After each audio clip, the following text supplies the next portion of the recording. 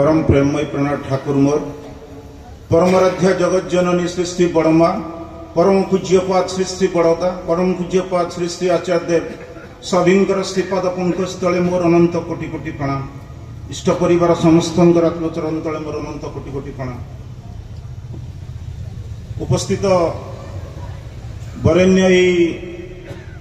परम प्रेममय श्री श्री ठाकुर 138तम जन्म महोत्सव तथा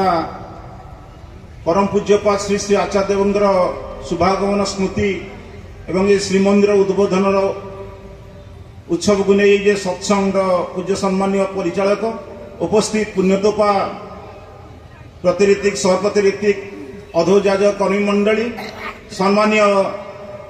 साधु सज्जन मंडली निमंत्रित अतिथि वृंद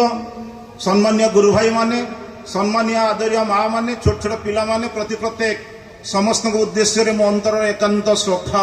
प्रीति राय एवं जय गुरु परम पितांकर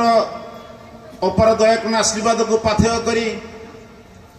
बहु दूर आसी आपण मानक संग लाभ करी परम पितांकर आत्मचरण तले निजक मु धन्य मन करिछि एवं आपण मानकर जे साधु उद्यम इष्ट प्राणता ए अंचल समग्र जनसाधारण गुरु भाई माँ मानक जो व्याकुलता ए व्याकुलता ये एक सौम्यरम्य परिवेश भितर परम प्रेम ठाकुर को आम समस्त उपभोग करुचे से मु समस्त सर्वविध मंगल प्रथम ठाकुर पर निवेदन करी। आज उत्सवर जो सुंदर परिवेश ए परिवेश आम समस्ते अपेक्षा करिचे जो मानक मुख दे परम पितांकर जीवनचर्या शुणा ये मंगल कथा शुणा से आपण मान जो भाव को नष्ट करने को जाऊ नहीं जितेबले परिचालक मते निर्देश देइचंदी मानि नबाटा ठाकुर दीक्षा नला पर तो शिखीचु तेणु 2-4-5 मिनिट जहाँ छोटिया दीपद कथा कहबी कारण आज जो मुख्य वक्ता अच्छा पूज्य सम्मान्य मोर अग्रज प्रतिमा डॉक्टर केदारनाथ महांती बहु प्रतिकूल भितर दे एभली झलक बेगरे आसी पहुंचले कहीं सुदूर जलेश्वर बालेश्वर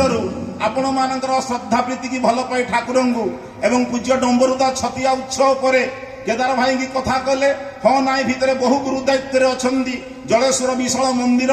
आचार्य परम परिवार समस्त गुरु दायित्व एवं जड़े भक्त लोक मुखर समग्र ओडिशा चाह बसी था दुई पद से अमृत निष्पंदी कथा शुणापी मोर व्याकुलता एवं आम मान गहन उपस्थित अच्छा आज आम सत्संग जगतर संपादक पूज्य डॉक्टर विनायक महापात्र प्रतिऋतिक दादा एवं पूज्य श्रीधर दास से समय को देखी आपण मुखर दुई पद कथा ठाकुर कथा शुणे यही राहामा मंदिर विषय जितेबले तलतलाटा होता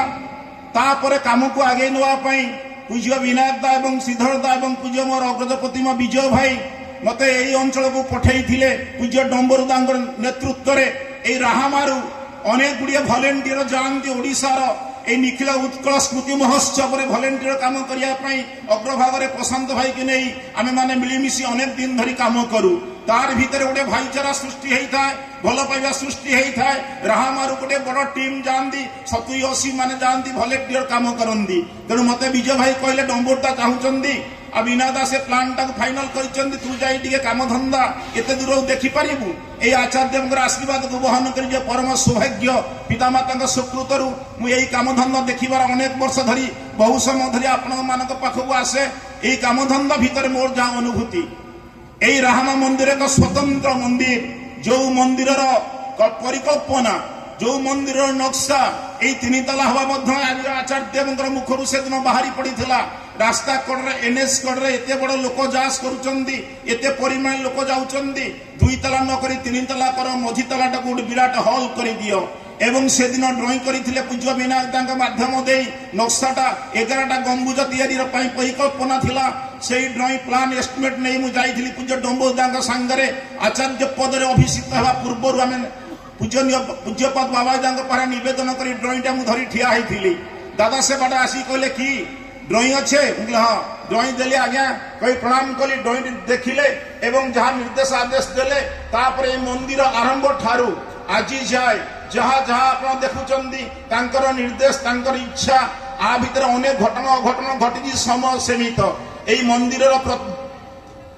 तृतीय तला काम सरी जाए ଠାକୁରଙ୍କର ଘର ବଡ଼ ମାଙ୍କର ଘର ଶିଶୁ ବଡ଼ଦାଙ୍କର ଘର ତିଆରି ହେଇଯାଇଥାଏ। ଆମେ ଯାଇକି ଫଟୋ ଦେଖେଇଲୁ। ଫଟୋ ଦେଖେଇଲା ପରେ ଶ୍ରୀ ଶ୍ରୀ ଆଚାର୍ଯ୍ୟ ଦେବ କହିଲେ ଏଇ ବଡ଼ ମାଙ୍କର ବଡ଼ଦାଙ୍କର ଘର ପାଖରେ ଯୋଉ ଘର କରାଯାଇଛି ତାର ଲିଣ୍ଟେଲ ଲେବୁଲ ହେଇଯାଇଥିଲା, ଛାତ ପଡ଼ିବ ଏବଂ ତାକୁ ଭାଙ୍ଗି ଦେଇକି ଚେଞ୍ଜ କରିଦେଲେ হবে ନା? ମୁଁ କହିଲି ଆଜ୍ଞା। କହିଲେ ଲିଣ୍ଟେଲ ଅଛି? ମୁଁ କହିଲି ଆଜ୍ଞା। ସେଠୁ କହିଲେ ଲିଣ୍ଟେଲ ତାକୁ ଭାଙ୍ଗିଦେବେ, ଫାଙ୍କା କରିଦେବେ, ବଡ଼ଦା ବଡ଼ ମାଙ୍କର ଟିକେ ଯେଇଭଳି ଅଛି ବର୍ତ୍ତମାନ ସେଇଭଳି କରିବେ। ତାପରେ ଆସି ତାଙ୍କର ସେଇ ଆଶୀର୍ବାଦକୁ ମଥାରେ ବହନ କରି ମିସ୍ତ୍ରୀ ନେଇକି କାମଧନ୍ଦା ଆରମ୍ଭ ହେଲା। ଏଇଠି ଅଞ୍ଚଳର କିଛି ଗୁରୁ ଭାଇ ମାନେ ରାତି ଦିନ ଉଜାଗର ହେଇ ନିଜର ଜୀବନକୁ ରକ୍ତକୁ ପାଣି କରି ଇଷ୍ଟ ପ୍ରତିଷ୍ଠା ବ୍ରତୀ ହେଇ ଅର୍ଘ୍ୟ କଲେକ୍ସନ କରି କାମଧନ୍ଦା କରିଥିଲେ। ମତେ ପଚାରିଲେ ଭାଇ ଏତେ ଗୁଡ଼ିଏ ଭଙ୍ଗା ରୁଜା ହେଉଛି, ଆ ଭିତରେ ଆମର ଅନେକ ଗୁଡ଼ିଏ ଅର୍ଥ ବ୍ୟୟ ହେଇଯିବ, ଏଟା କ'ଣ କିଭଳି କଥା? ମୁଁ କହିଲି ସ୍ୱୟଂ ମାଲିକ ଯେତେବେଳେ କହିଛନ୍ତି, ଇଚ୍ଛା ପ୍ରକାଶ କରିଛନ୍ତି, ସେ ଯାହା ଚାହିଁଛନ୍ତି ତା ହିଁ ହବ। ସମ୍ପୂର୍ଣ୍ଣ ଭାଙ୍ଗି ଯଦି ନୂଆ କରାଯାଏ ତାହା ବି ଆମେ ତାଙ୍କ ଆଦେଶ ନିର୍ଦ୍ଦେଶ କରିବା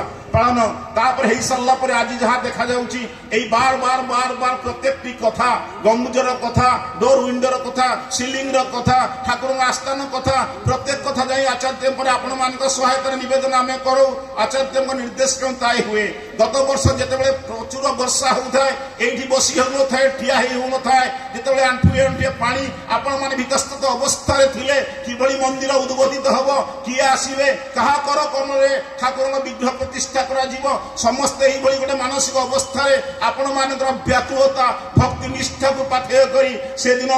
ନେମାଳରେ ଅବସ୍ଥାନ କରୁଥିଲେ। परम पूज्य पद आचार्य छपरी पर राति 11टा 11:30 बेले आम गोटे फोन आसला जे आचार्य चाहूँ रहामा निजे आसवे। से अपूर्व आनंद से स्मृति आपण मैंने जानी से दिन लोकारण्य होता कर कमरे ये मंदिर श्री विग्रह आज उन्मोचित हो आज अनेक आदेश निर्देश सम्मान थिला। आचार्य होती श्री ठाकुर जीवंत विग्रह जहाँ भितर आचार्य परंपरा भितर ठाकुर जीवंत लीला करी आज मनीष को पथभ्रष्ट मनीष को रास्ता देखा अंतर्जमी त्रिकाल दिन दुनियार मालिक आम यही घर जो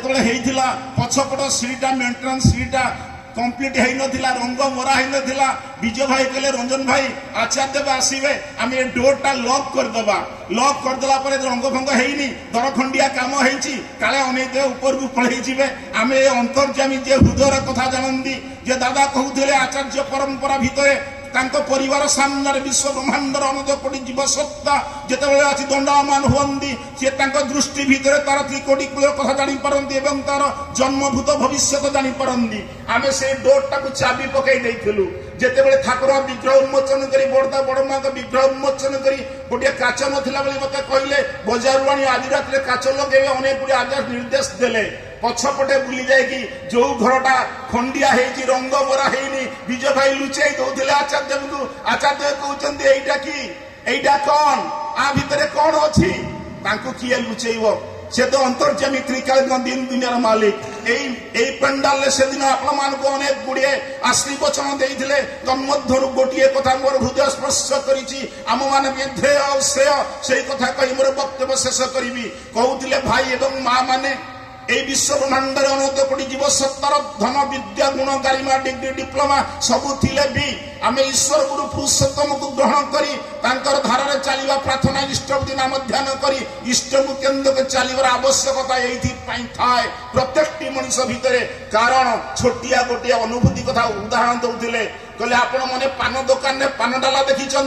समस्ते स्वर कहले आज्ञा कहले पान दुकानी जो पानटा रखी थाए से पान डाला गोटे भल कपड़ा घोड़ाई थाए ना आज्ञा से पान कपड़ा कौन करू थाए ना सब पानी की भिजौ थाए कहीं पानी भिजौ थाए कई किसी कही पारे स्वयं आचार्य कहले से पान गुड़ाक चेंगा रतेज रही पान दुकानी कपड़ा टे घोरे प्रति मुहूर्त पानीटा छिंचु थाए। आम मान जीवन भितर जन्म मृत्यु जाए व्यक्ति दाम्पत्य पारिवारिक सामाजिक राष्ट्र जीवन भितर आमे माने प्रति मुहूर्त जीवंत रही चेंगा रही सतेज रही